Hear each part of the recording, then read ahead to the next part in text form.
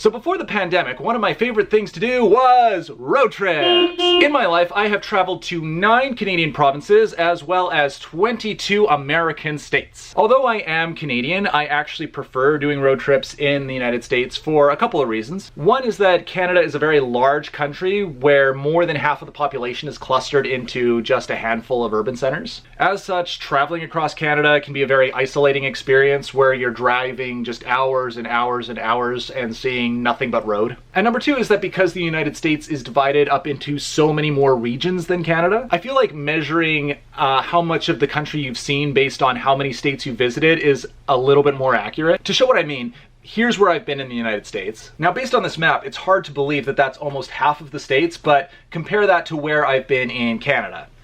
Technically, that's every province except Newfoundland, and yet there are huge chunks of the country that I've missed. That's why, to me, checking off states just feels more satisfying than checking off provinces. And the states that I'm going to be checking off on this next trip are Idaho, Wyoming, and Montana. Now, in addition to keeping track of which states I have visited, I also like to keep track of to what extent I visited each state, or like how satisfied I am with how much I've seen of that state. Have I seen most of or all of the major cities in that state? Have I seen like the big tourist attractions? Have I seen the national parks that are in that state or the state parks? Like, I don't need to see like everything in every state, but I want to at least be able to like point to like 5 significant things in each state that I can say, oh yes, I've seen that, I've seen that, I've seen that. Like, for example, I would call myself satisfied with how much I've seen of Vermont, New Hampshire, Massachusetts, and Rhode Island, largely because those are small states that only have 1 or 2 major cities in them, and it's pretty easy to check off a lot of the big tourist attractions there. I'm mostly satisfied to the degree I've seen Washington, New York, and Ohio.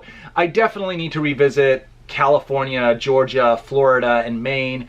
I've technically been to, though I haven't seen much of Connecticut, Pennsylvania, Maryland, Virginia, and Oregon. And I've only really passed through New Jersey, Delaware, Kentucky, Tennessee, and the Carolinas, and I didn't really see anything in either of those states, although, again, technically I can say I've been to them. Now, my aim on this trip is to really get the full Idaho experience, and we're hopefully going to get at least a taste of Wyoming and possibly pass through Montana as well. And then finally, we're going to see a lot of the parts of Washington that I haven't seen before, such as Spokane in the north and the Tri-Cities in the south, and really most of the hinterland in between the Cascades and the eastern portion of the state. So, cars packed, let's head off. The most basic thing you do when you go to Seattle is you visit the Space Needle. Are the kids excited? You bet they are. So one thing I always forget until I'm on vacation is how cheap I am. I'm not paying 110 bucks for the 5 of us to go up there. Fortunately, this playground is free. We are playing hide and seek in the Museum of Pop Culture gift shop. I really want one of these. Where are we? Kennewick, one of the Tri-Cities. Tri-Cities. So this is northern, what state are we in? This is southeastern Washington state. So we just woke up on the first day of our trip, and we are here in Kennewick, Washington, which is one of the 3 Tri-Cities in southeastern Washington state. What really surprised me about being in the Tri-Cities, or being in this part of the state, is how really flat it seemed when we were in the middle of town, although obviously I was able to find this hill here, and I noticed that there are actually quite a few other hills in the area, as well as a giant wind farm. Geographically, we're right in the middle of the big, flat, dry plateau that makes up central and eastern Washington. So what's going on with us later today is we are going to be heading southeast for about 4 hours. We will cut through the northeast corner of Oregon before making it on to Boise, Idaho. Anthony says this is the Columbia River. I think it's the Columbia River. Well, maybe, yeah. If it is the Columbia River, then that means that we are crossing from Washington into Oregon right now. Welcome to Oregon. There's the sign. There we go. All right, so that must have been the Columbia River. So, cool. Welcome to Oregon. Welcome to Oregon, you guys. Solar panels. A lot of solar panels here as we're passing by, I think this is Pembleton, Oregon. This other car doesn't block us.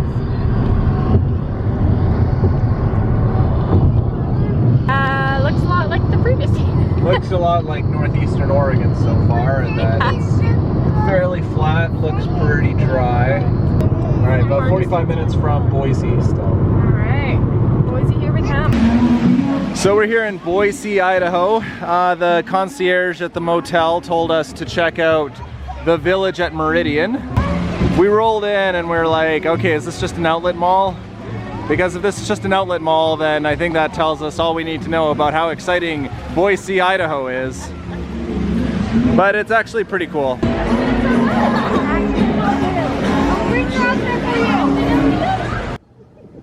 It's sugar. Ooh, I really want to try this place out. Oh, I think we're gonna have some fun in here. Well, that was nice. The people in front of us were taking a while at the cashier, so the cashier just said, "Oh, are you just getting those 3 lollipops? Oh, okay, well, you're good to go." So I walked out with 3 free lollipops. That was awesome. Wow, I gotta say, this is like the fanciest movie theater I've ever been in. So we are now driving through the valley that is southern Idaho, and we're gonna be doing a swoop through southern Idaho over the next few hours. So first stop, as we leave Boise, we are driving 1 hour south to Bruneau Sand Dunes, and from there it's an hour and 20 minutes east to Shoshone Falls, which is Niagara. It's called Niagara of the West, so that'll be interesting. See if it holds up to the actual Niagara Falls. Have you been to Niagara Falls? Yeah. Yeah. Then from there, we'll be heading northeast for about an hour and 40 minutes to Craters of the Moon National Monument. And then from there, it is about 2 hours south-ish, southeast, to Lava Hot Springs. So we'll see how today goes, how the kids hold up on this progressively longer road trip. Now you're looking at a man that's getting kind of mad. I've had a lot of luck, but it's all been bad. No matter how I struggle and strive, I'll never get out of this world alive. My fishing pole's broke, the creek is full of sand. My woman run away with another man. No matter how I struggle and strive, I'll never get out of this world alive. I don't think that we're going the right direction here. So now we got to figure out, where do we go from here? Fresh air, that's for sure. I wonder if this is the most isolated we've ever been from another person. I don't know if there's another human being for 10 miles in any direction. Paid $11 to turn on roaming for today, and we're all the way down here in the middle of nowhere. So yeah, we're gonna backtrack. All right, so there's some big sand dunes way over there. It's a pretty long hike, especially for us. I saw some people with sandboards earlier, so I feel like this is the kind of place where you have to come with a sandboard. 58 bottles of beer on the wall, 58 bottles of beer. You take one down, pass it around. 57 bottles of beer on the wall. 57 bottles of beer on the wall, 57 bottles of beer. You take one down, pass it around. 56 bottles of beer on the wall. What do you think, Jackie? Waterfall. Because there's water drops. Was that a very big waterfall? Yeah. Did you like it? Yes. Because they are the family. Because the whole family was here to watch it with you? Oh, that's so sweet. That's such a nice thing to say. There's Jackie's one. Ow! Fudge. Sorry. Ow! So at this juncture, we have to make a decision as to whether or not we're going to go to Craters of the Moon Park. From here it's 2 hours to our hotel in Lava Hot Springs. Or we can go to Craters of the Moon, which is an hour and a half, and then 2 hours. If it were just us, I'd do it. Yeah. But it's, from what I understand, it's just a whole lot, just a huge wasteland of volcanic rock, which would be cool to see, but I think the kids would just be really bored with it. Yeah. And it would make the last stretch to Lava Hot Springs just unbearable. Yeah. So I think at this time I'm gonna have to make the executive decision to not do Craters of the Moon Park, because I want to actually have energy to do Jackson Hole tomorrow. We're coming into southeastern Idaho now. I feel like it's a lot greener here again. Getting kind of more mountains over there. Yeah, mountains are getting higher for sure. I think we're going along Snake River, where the Oregon Trail ran back 150 years ago.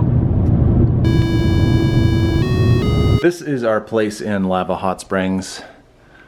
Actually has a little gas stove and a little fireplace, so that's about as close to camping as we ever get, but still has a flush toilet and a shower and all that. Kind of sketch though, based on where it is and the fact that there's no key to the place. It's just a 4-digit passcode that literally anybody could know. Coming out of this mountain here is clearly a lava spring, because if I put my fingers in it, geez, it's super hot. Like that's like, I would say that's not scalding, but it's definitely hotter than a hot tub. Like that is too hot for someone to bathe in. Anyway, and then yeah, it just kind of drains down to the river over there. Now because that lava spring flows down into this river here, I wonder, like, is this entire river warm? Or was it just like a couple tiny springs here and there? And it doesn't make a difference. So I'm gonna go down that path over there and I'm gonna feel this river to see if it's actually like super warm or even just warmer than you'd think. Okay, is it cold or warm or what? Oh, that's actually pretty cold. Ooh. Not freezing cold, but I find that Lava Hot Springs has a very different feel to it. In fact, southeast Idaho has a very different feel to it than the western half of the state, because like you just look at the mountains, and also it's much higher elevation here. Like I found I had to actually scrape the ice off the windshield of my car this morning because it got down to -2 overnight. It just has a really different flavor to it than the rest of Idaho. It's much more of a frontier town, whereas Boise and a lot of western Idaho just seem much more of like a desert town, similar to how eastern Washington was. And even though Lava Hot Springs is more of a tourist town, like I definitely saw a lot more of out-of-state license plates in the parking lot here, I feel like this town is a little bit more sketch than Boise or any other place that we visited. I mean, we're not even really staying in a motel here. We're staying in basically a little 1-bedroom apartment that's in some back alleyway, and there's always someone drinking beer and smoking cigarettes in front of it. But as I look around town, I mean, where else in town do I really want to stay? I feel like the whole city kind of has that feel to it. My car's telling me I got about 28 miles of range left. So I'm just kind of driving down this lonely highway through some of the thickest fog I've ever seen. I'm getting pretty nervous that if a gas station doesn't pop up soon, I'm gonna have to pull over to the side of the road and hitchhike to one. Fortunately, I found a gas station here in Soda Spring, and I got some provisions at the grocery store. That truck over there just hit a deer. There was a deer just running across the road. Bam! Just got smoked by that truck, and its dead body just went careening down the cliff. So sad. Okay, so we are just leaving Lava on our way to Jackson, Wyoming, and we spent the morning in the hot springs in Lava Hot Springs. It was very, very warm. We could only do it for about an hour before the kids started turning all red. The coolest pools were 103 degrees, and the hottest ones are what, 110? 110 or something like that, yeah. I couldn't even get into the 106 one. Yeah, oh my goodness. But yeah, it was an experience for sure, and the kid, Veronica really liked it, at least. I had fun in the lava water. Good. Did you swim? Yes. Good. And I got so hot. Yeah, it was very hot. Yes. But I still had fun. That's great. And now we're going to Wyoming. Wyoming.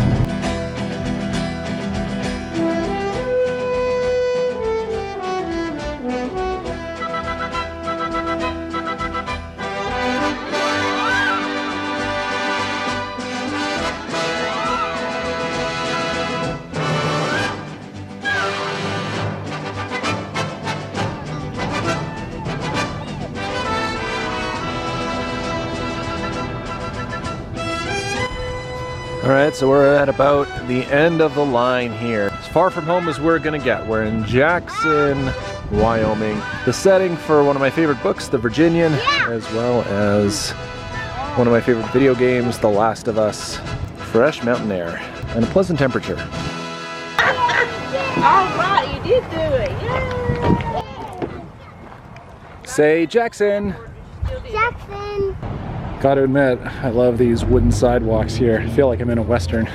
Paint Your Wagon is playing here on June 3rd at the Playhouse. I really wish that it was June 3rd because I feel like that would be a great thing to do in Wyoming. So I thought this liquor store front looked pretty interesting. Peanut butter whiskey. I went in and tried it. It was really gross, but I did get a s'more liqueur. Oh, look at this antler arch here. Jackson Hole, Wyoming. All right, turn around.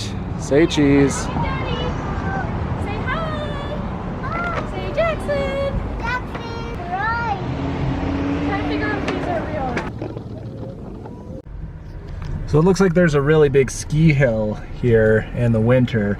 So I'd imagine this is kind of like a Whistler type of town, depending on the season. I was hoping that we were gonna walk around and check out some more shops, but unfortunately RAF is melting down, as you can see. Yeah, this street is called Virginian Lane. There's the library right there, so I'm assuming that that's named after the novel. All right, so we are wrapping up our time in southeast Idaho, which means that it is time to start pushing back north and going home over the next couple of days. This was probably a really bad idea, but I should have given us 3 days to get back instead of I'm only giving us 2 days to get back, which means that we need to drive for like 8 hours each day. So today what are we doing? We're pushing north back to Pocatello, and if we have time, which we don't, we will stop at where is the pamphlet? What does it say? Learn to squeegee? Yeah. Learn to squeegee at the world's one and only Museum of Clean. Explore the world's largest collection of vacuum devices and take a selfie with the world's first motor-driven horse-drawn vacuum. The kids love playing with our vacuum cleaner at home, so I think that they would love that museum. Unfortunately, we are not going to have time to stop at the Museum of Clean today, so I think we'll just be passing right through Pocatello, then cutting northeast to Idaho Falls, and head due north up to Butte, Montana. Then go northwest to Missoula, Montana. And again, we're just going to be flying through these cities. I'm going to see Montana in a very cursory sense. Just basically through the windows of the car, but maybe we'll stop a little bit, who knows. And then we'll be continuing on westward into the northern panhandle of Idaho, where we will see Coeur d'Alene and Post Falls. So that's our itinerary for today.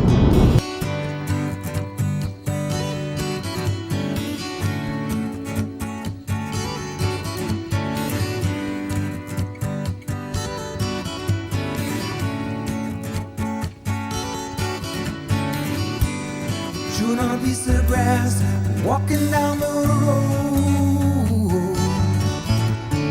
Just past the sunset, welcome to Montana! And as of this moment I can say I have been to half of the states in the United States of America.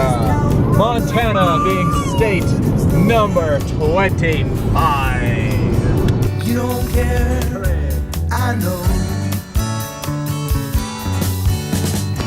Ventura Highway in the sunshine, where the days are longer, the nights are stronger than moonshine.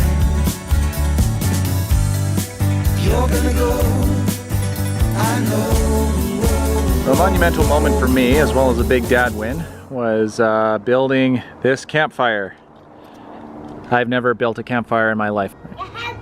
You're happy? Good.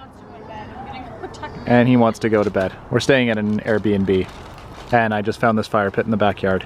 So this is what northern Idaho looks like. This is Post Falls near Coeur d'Alene. I don't really get why this part of the country is considered to be part of Idaho. I saw a video on why Idaho has this big long panhandle to the north, and I still don't really get it. Compared to the mountains of southeast Idaho and the desert of southwest Idaho, this is definitely a lot more like BC than either of those places. Yeah, you can't even get to this part of Idaho from southern Idaho except for like one small highway. Passing through Spokane now. I feel like if I see a sign for Gonzaga University, then maybe I'll follow it. Spokane is one of those cities that I've heard of, but never really given much thought to. Oh look, Gonzaga University. Okay, let's go there. Okay. Oh, did I miss it? Am I supposed to take that exit? Didn't see the sign. So leaving Spokane, we are now back on the wide open plains of central Washington. And here's where we leave the I-90 to head north to Wenatchee so that we can go to Leavenworth. Taking a little rest stop here at this Shell station in the middle of nowhere. I practice every day to find some clever lines to say to make the meaning come true. But then I think I'll wait until the evening gets late and I'm alone with you. The time is right, your perfume fills my hair, the stars get red and all the nights so blue. And then I go and spoil it all by saying something stupid like I love you.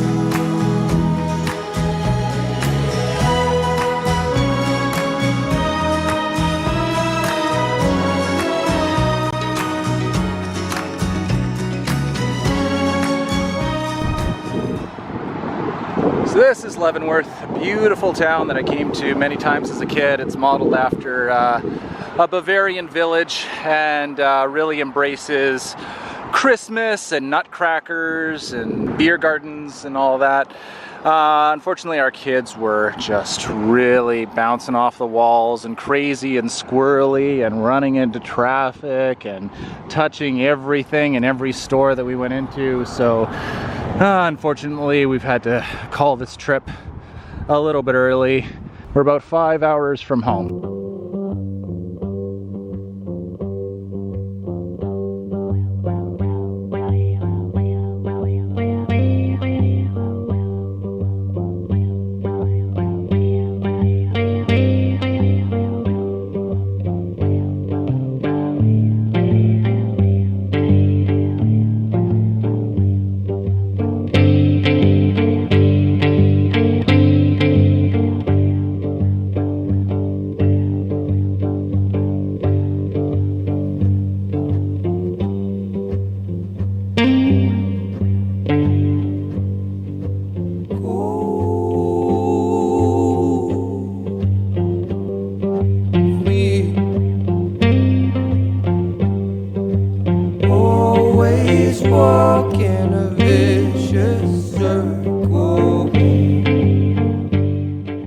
And we're back. So revisiting my map, I think I can say I've seen a satisfactory portion of Idaho, a semi-satisfactory portion of Wyoming, a small portion of Montana, and I'm gonna upgrade my Washington experience to fully satisfactory. So the last question is, what's next for us? Well, I've now been to 25 out of 50 states, so 50%, but Anne has still only been to 24, which means that in order to even us out, we are going to need to visit California because I have been there, she hasn't, and I definitely need to see more of Oregon, plus I haven't seen Northern California at all. So with that, I think that our trip next year is going to take us down the Pacific coast. And who knows, maybe we'll take a detour through Nevada as well. Thank you so much for joining us on our Idaho adventure. Later, taters.